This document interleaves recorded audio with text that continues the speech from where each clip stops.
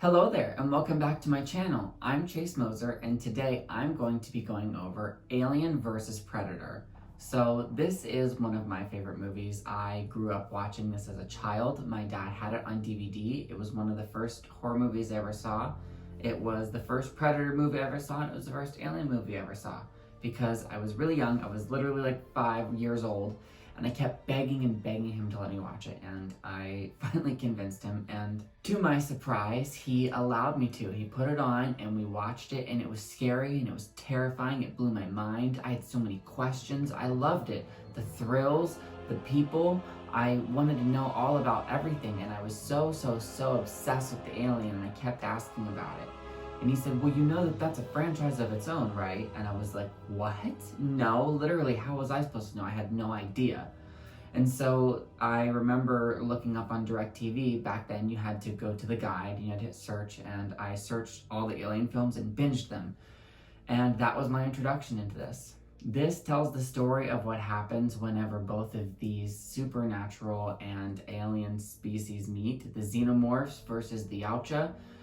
It's the story of an encounter in Antarctica, and I think that it's an amazing movie. So with all of that being said, let's get right into Alien versus Predator. Immediately we start off the movie and we're in space. I love that concept. It's so cool to me to see a satellite and it goes right to Earth. I've always wanted to see xenomorphs on Earth. So after I'd rewatched this franchise growing up and understood it as an adult and had went through film school about it, I love this concept. It was recycled from Alien 3. They go into that heavier in the sequel to this though. But the pyramid shows up and it starts this ancient war. And actually, I forgot, I have the unrated version. I've been watching that for the past couple years. I grew up with the original theatrical version my whole life, so I'm so used to that. And now I think it's such a better film because of this unrated version. It's actually in an extended version. There's at least 10 more minutes of footage. I mean, every 5 fucking minutes, there's a new scene that I had never seen before. And it makes it fleshed out and breathable, and it seems more realistic, and the tone is there, and the opening of this film is actually quite terrifying with the winter town in Antarctica getting completely wiped out by aliens and predators because the last war was not successful, so the Yautja had to resume to a bomb. It's quickly establishing our main character, and I'm a really big fan of her. She's going to be our kind of like Ripley substitute, not substitute, but like our Ripley character of this movie. And we also meet a bunch of other people, some people digging in Mexico, and we're under the impression that they're all being recruited to see Weyland for some sort of mission. And that is what's happening, but what they don't know is that it's in Antarctica and it's, 2,000 feet below the ground. There were so many things about this that I didn't understand as a child that watching it now today, it makes it so perfectly clear and it makes it so much stronger.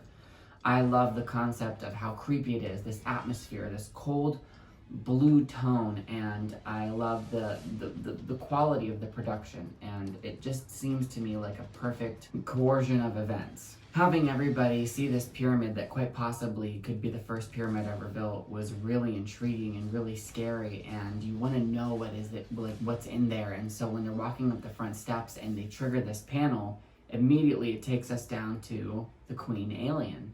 And this is an amazing concept. So she's pulled out of a freezer and electrocuted back to life, and it starts producing babies, boom, boom, boom. And as this story unfolds, you're realizing that this pyramid used to be for a purpose. It was to honor the gods, and the Yautja, being the gods, would come to Earth every 100 years and expect a sacrifice for whenever they came, because it was the training of their young men and young women to become warriors. And so the ultimate test is, were you worthy of being an adult, is to go fight a xenomorph. And if you survived, congratulations, you earned your adulthood.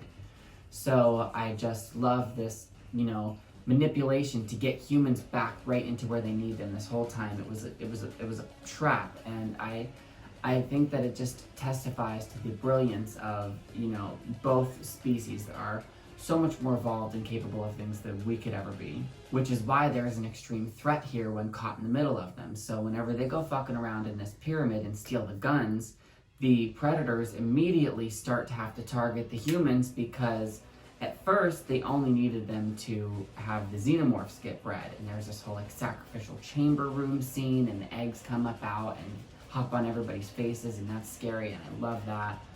But that is supposed to be the start of the war. The predators, the Yautja, have to earn their weapons, but because the humans intervened and fucked with and tampered everything, it threw everything off course, and now the xenomorphs are uncontrollably running amok, and too many of them are being produced and not being kept in check. So that poses a threat to the world and the species being able to reach the surface. And it's just this whole action fight scene where, you know, they're throwing each other up against the wall, and I love just the running through the pyramid, and the fact that it shifts and changes every 10 minutes was another neat thing to be able to do. Especially in this unrated version, it happens a lot more. There's a lot more time with that, a lot more information, and a lot more depth. And the xenomorphs, man, they really get you. And I think that it just makes the film so much better. It's such a superior way and a superior version to view this story. And I'm all about storytelling. Seeing the Predator and the Xenomorph fight is one of my favorite scenes because the CGI on that Xenomorph is amazing.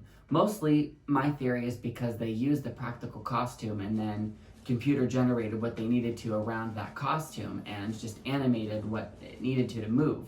You know, when you cut to movies like Alien Covenant, that seems, it looks really good, but it seems too CGI-like for me. When I was watching this movie today, I literally thought about how believable this was, how real it looked, and I was asking myself, why does the CGI from 2004 look better than it does today? But it does, and I just love how, the Xenomorph is pinning down the Predator and giving it like a huge run for its money, but because it's relentless, but at the same time the Predator is so badass, and it's kind of done what we have always wanted to do, which is grab this bitch by the throat, throw it around a room, punch it, cut its tail, use it like a fucking rag doll, man. And I love seeing the Predator do that. And we don't want the Xenomorphs to succeed, even though I myself am an Alien fan.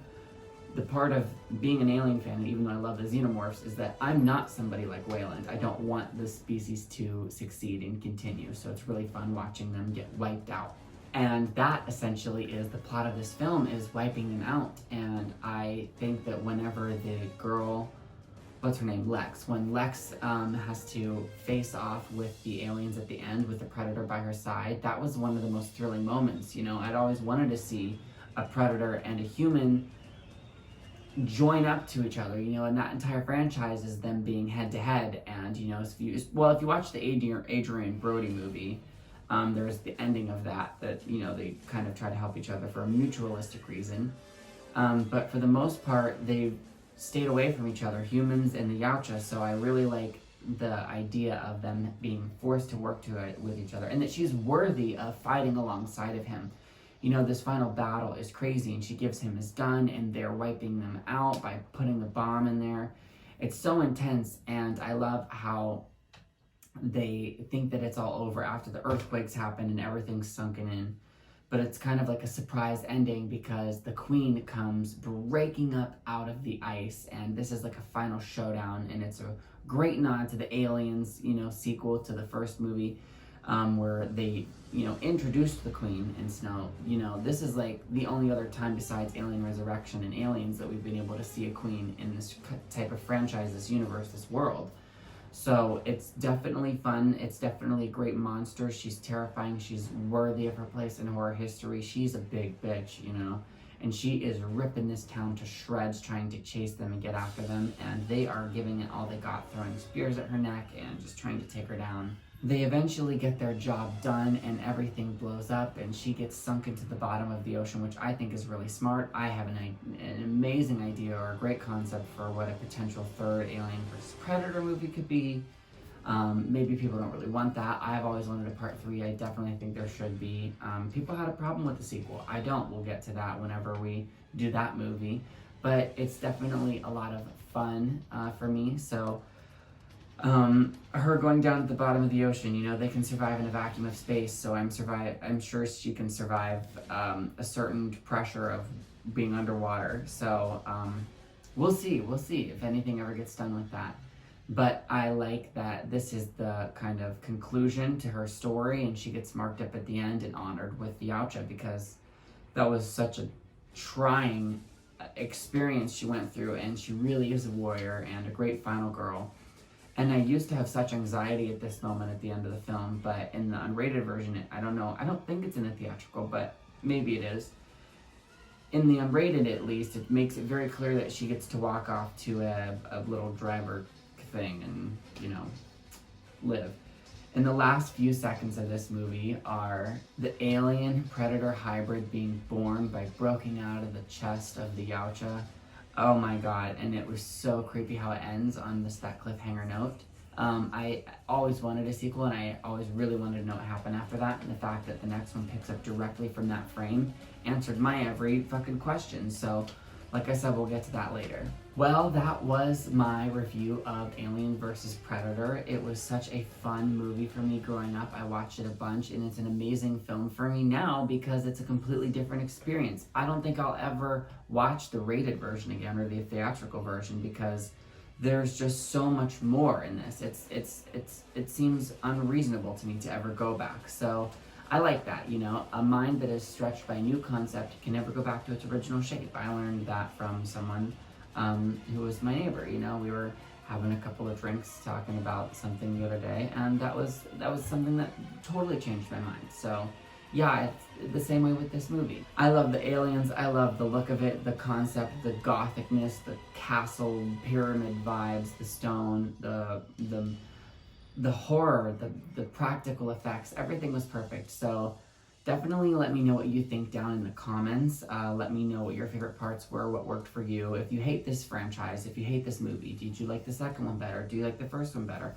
All that good stuff down there, and I'll try to respond to as best as I can. These are my Alien vs. Predator DVDs. This is just a regular DVD with its slipcover. One of them has the Predator and one of them has the Alien. That is the exact disc that I begged and begged and begged my dad to watch with me whenever I was younger. And so I've kept it with me all these years.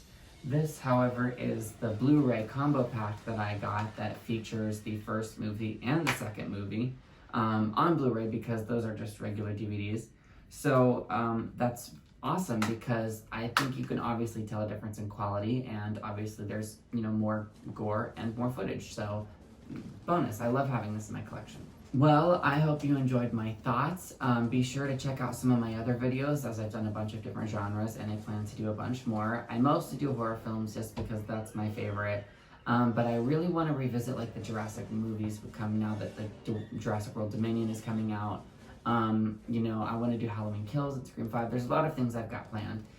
Sometimes I live stream with my friends, and sometimes I do location visits and, you know, unboxing videos and just videos of the things I own. Be sure to check my community tab because I post there almost every single day. Lots of questions, lots of fun polls, lots of would you rathers, and information and videos and clips just of fun things I like to do. Like I said, I interact with it almost daily. That's the best way to kind of like interact with me as well. And it's just like the best part of it. I'm really glad that I have that. I'm also celebrating reaching 600 subscribers. I'm really, really proud of that work, and I couldn't ever fathom that. You know, I just wanted to share my thoughts, and I started doing that one day whenever I graduated college, and here I am today. And these have just been like my little video diaries. I've been doing them for me and sharing them with the world, and people who interact and react to them kindly are awesome, and that's what I do it for. And so it's a great hobby. Thank you for making a part of that really special for me. Okay, be sure to check back for whenever I post something new. I'll see you the next time. I'm Chase Moser from Moser Movie Reviews. See ya.